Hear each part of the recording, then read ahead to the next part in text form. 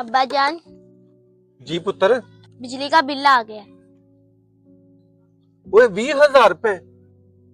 ਉਹ ਪੁੱਤਰ ਮੈਂ ਆਪਣੀ ਤਨਖਾਹ ਨਾਲ ਤੇ ਘਰ ਦਾ ਖਰਚ ਬੜੀ ਮੁਸ਼ਕਲ ਚਲਾਇਆ ਹੈ ਤੇ ਇਹ 20,000 ਰੁਪਏ ਮੈਂ ਕਿਸ ਤਰ੍ਹਾਂ ਜਮਾ ਕਰਾਵਾਂਗਾ।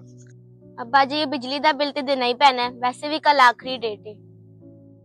ਉਹ ਪੁੱਤਰ ਤੂੰ ਜਾ, ਮੈਂ ਕੁਝ ਕਰਨਾ ਵਾ।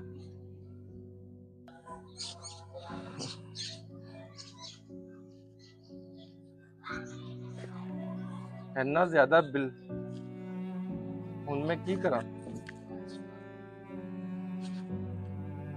ਇਸ ਮਹਿੰਗਾਈ ਦੇ ਦੌਰ 'ਚ ਜ਼ਿੰਦਗੀ ਗੁਜ਼ਾਰਨਾ ਬੜਾ ਮੁਸ਼ਕਲ ਹੋ ਗਿਆ। ਇਸ ਨਾਲ ਚੰਗਾ ਮੈਂ ਖੁਦਕੁਸ਼ੀ ਕਰ ਲੈਣਾ।